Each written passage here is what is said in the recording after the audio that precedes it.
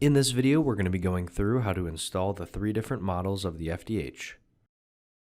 Let's start with the standard model. Each unit will come with a main unit, upper bracket, as well as a base bracket. Each FDH clamp will come fitted for 2 different size pipes. Be sure to align the arrows on the base bracket with the arrow on the upper bracket for the proper pipe size that you're using. Start by attaching the base bracket and the upper bracket. Using a hand screwdriver, evenly tighten all 4 screws in a circular pattern. Once the bracket is secured to the pipe, evenly tighten both of the screws of the sensor head to the bracket.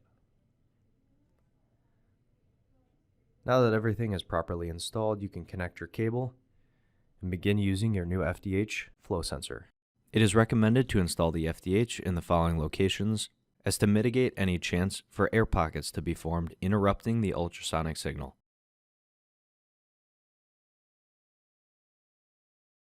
Let's discuss installing the high temperature FDH. If your application is between 284 and 356 degrees Fahrenheit, you may need to purchase the ultra high temperature couplet.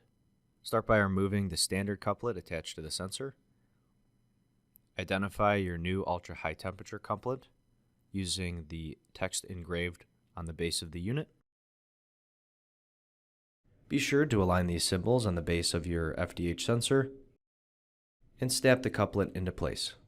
Once your desired couplet is attached to the high temperature FDH, you can begin installing it onto the pipe.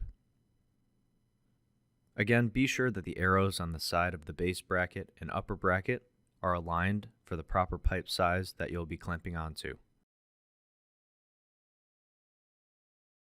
Line everything up with your hands and begin evenly tightening all 4 of the screws with a hand screwdriver.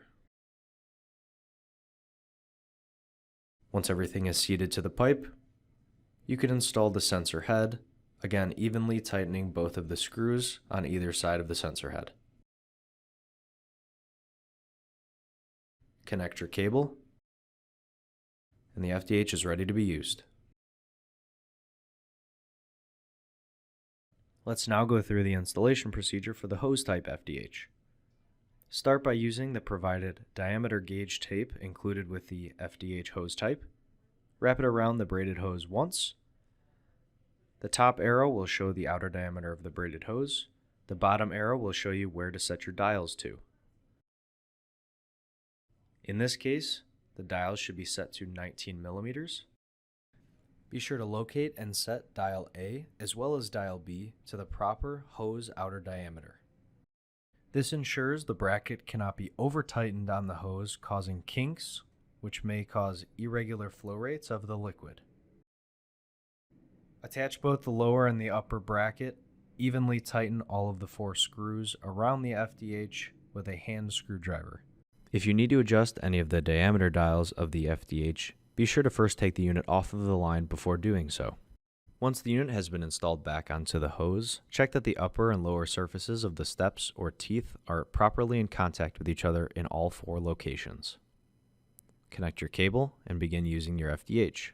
If you have any other follow-up questions, feel free to reach out to your local Keyence applications engineer, and I hope you have a great rest of your day.